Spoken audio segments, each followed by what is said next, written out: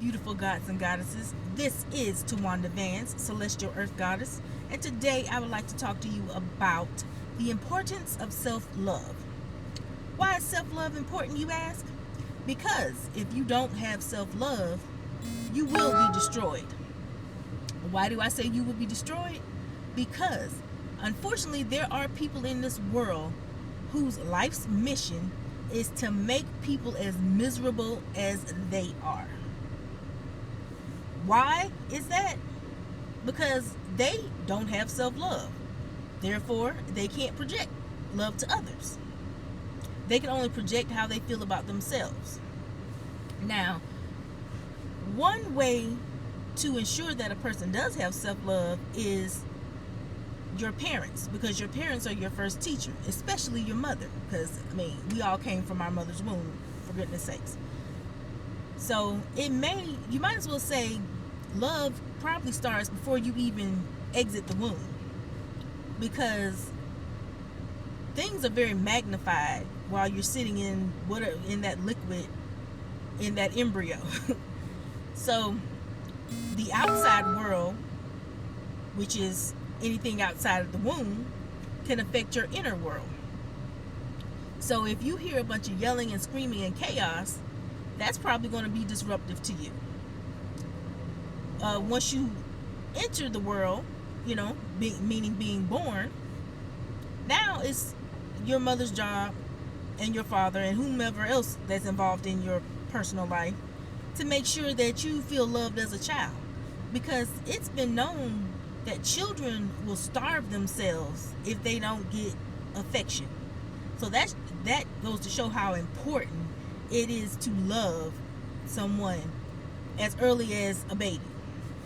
Now, as we get older, if love has been instilled inside of us from, you might as well say, before birth to while we're growing up into, little babies, the toddler, and so on and so forth, 9 times out of 10, that will always stay with us.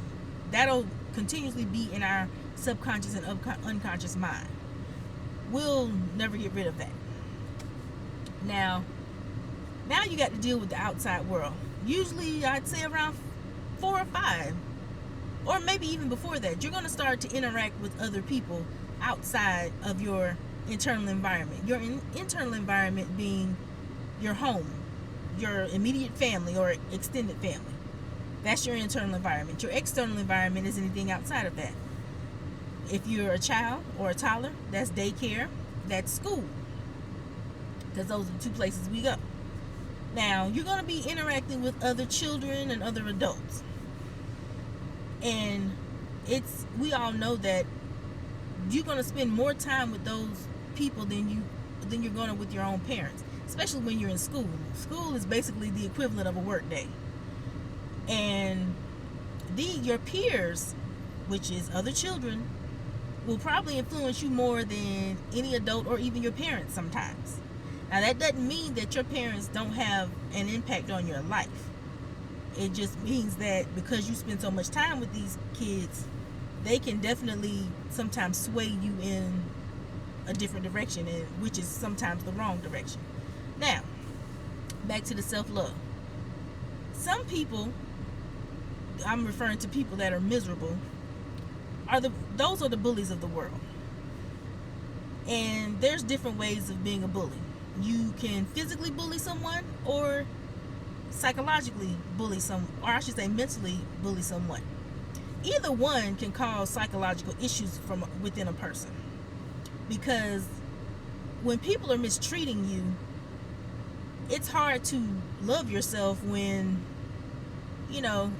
other people are treating you like you're worthless. That is, if you already don't have that self-love armor, which is from the inside out, of course. Physical bullying, for instance, fighting someone, pouring stuff on them, pushing them in places, beating them up, typical stuff. Psychological bullying, basically telling somebody that they're worthless, they're not going to be anything, or making them feel like they're not as good as someone else, whether it's a sibling or another classmate, which is actually the worst kind of abuse there is, because all of it is abuse. And the question is, what makes a bully a bully? Mainly, they didn't get the love they were supposed to get growing up. So, like I said, if they don't have love for self, they're projecting their self-hate onto others. It happens all the time. You'll definitely see these fucked up people on YouTube when you see them under your comments, or you see them making ridiculous comments on your videos. It's like, damn, what the fuck is wrong with you? Like, you really did not get loved by your mother like you should have growing up, or grandmama, or whoever raised you. Anyway, let's see what else I have. Bottom line is, bullies tend to target people that they think are weak, and it's usually physically weak. Now, mind you, even if you're physically weaker than somebody, that doesn't make you overall a weak person. It just means that that person is possibly bigger or stronger than you. Because if you have a strong mindset, you know that although this person is mistreating you, they don't define who you are. You know who you are as a person. That's why sometimes people that were nerds in school and that were mistreated by the jock or whomever was the big man on campus, or woman, tend to thrive later on in life, because they know that they're going to be somebody. And sometimes the bullying that they receive motivates them to believe that, hey, you know, when I get older, I'm going to be successful, and this person's going to wish they didn't mistreat me, because that person that you bullied today might be your boss tomorrow. And you have to think about all the shit you did to them and hope that they aren't like you and will do the same to you in your adult life, because, you know, you need money, right? Anyway, let's see. Not only that, if you but like I said, definitely you got to love yourself. Self-love will combat all that bullshit that any of us have to go through in life. Now, what could be a very big problem is if you don't have that support system in your internal life, which is your home with your family. If you grew up in a fucked up situation where all you saw was chaos, you didn't see any love, and all you did was get yelled at, cussed at, and I'm not talking about, you know, little stuff like your mama might say bring your ass here or something like that. I'm talking about like hardcore, just getting cussed for filth, like you are the scum of the earth, and being told that you aren't shit, you ain't gonna be shit. Now, this is just a sidebar. If you think about it, if somebody says you're not shit, that's actually a good thing, because who wants to be shit? Okay, back to the subject at hand. But you get what I'm saying. So you would hope, if you're not getting what you need in your internal life, that your external life gives you positivity and encouragement. That's when your external life needs to have a great impact on your life, because you're not getting what you're supposed to get at home.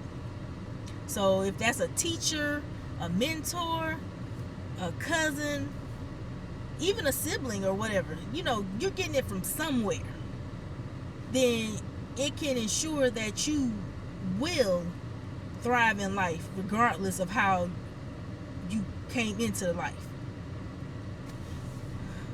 Now, back to the bully. Bullies also bully people that they envy. For instance, you know, the nerd. The nerd is usually the very smart person that makes the good grades. You know, they don't have to worry about anything in school. They're on the honor roll. They get awards. Sometimes they get special treatment from the teacher because they do what they're supposed to do. Well, the bully can see that as a threat. And, you know, especially in college when it comes to what they call it, the curve. Some people can hate you for that, but that's not your fault they didn't get good grades on their test. Anyway, back to the school. Now, they see you as smart. They wish they were as smart as you because they have bad grades, or they have average grades, like a C, but some of them have less than that, and they may always get fussed at by their parents, and even their teacher gives them that look of disappointment and basically telling them they need to do better.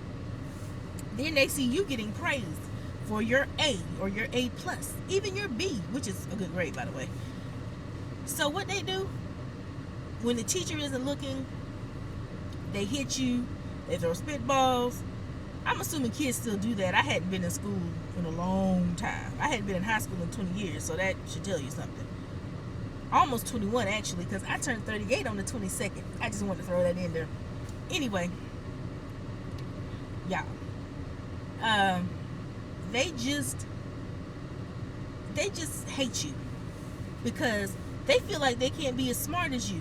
So instead of them trying to at least do their best or doing the smart thing, asking you to be their tutor, what do? Some dumb shit. They just pick on you. They pick on you. They try to make you feel like shit. They may even try to physically harm you, which is some psychotic mess. Like, who the fuck are you again? Who raised you? But that's the problem. They didn't get raised right. They probably get bullied at home, so they just sit it on down to who they think is the weakest link, or the very person that they wish they were. Sometimes the person who should be popular isn't popular. Like, for instance, the pretty girl. The pretty girl may get bullied by some girls that don't think highly of themselves because they want to say you think you're stuck up because you're pretty, or they get mad because the guys like you and don't like them. Like that's your fault. I'm just giving out examples here. Not realizing that maybe their personality just sucks sometimes. Sometimes it's not always about looks. They just don't give off an attractive demeanor. And you're not stuck up 9 times out of 10. You're just being you, and people like you. You're a good person. You treat people with respect.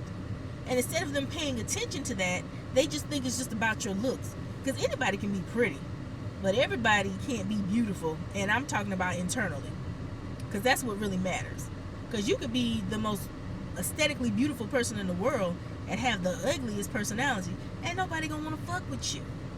Yet that average girl might get all the men, so because what she lacks in aesthetics, she has in spirit.